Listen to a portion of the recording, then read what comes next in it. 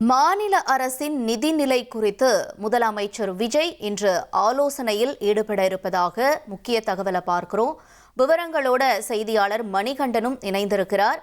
மணிகண்டன், பதவியேற்பு விழாவிலே பார்த்தோம், வெள்ளை அறிக்கை வெளியிடுவேன்னு முதலமைச்சர் விஜய் சொல்லியிருந்தாரு. இப்ப இந்த நிதிநிலை குறித்தான ஆலோசனை அப்படிங்கிறது ஒரு முக்கியத்துவம் வாய்ந்ததா பார்க்கப்பட நிலையில யாரெல்லாம் இந்த ஆலோசனையில ஈடுபடுறாங்க, எங்க இந்த ஆலோசனை என்பது நடைபெற இருக்கு, மேலும் விவரங்களை விரிவா பதிவு செய்யுங்க.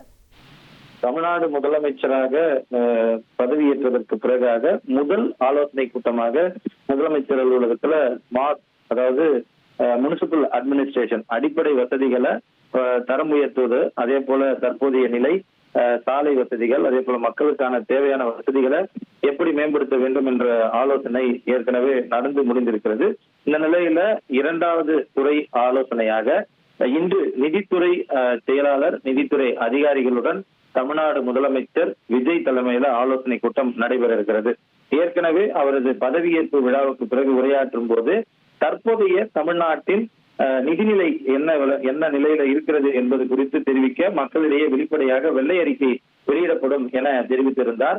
அதாவது புதிதாக ஒரு அரசு பதவியேற்கும் போது கடந்த அரசு எந்த நிலையில தமிழ்நாட்டின் நிதிநிலையை ஏற்படுத்தியிருக்கிறது, கடன் எவ்வளவு இருக்கிறது, மாநிலத்துடைய வருவாய் எவ்வளவு இருக்கிறது, என்னெல்லாம் வருமானத்தை பெருக்க செய்ய வேண்டும் என்பதை குறித்த ஒரு விரிவான அறிக்கையாக அது இருக்கும்.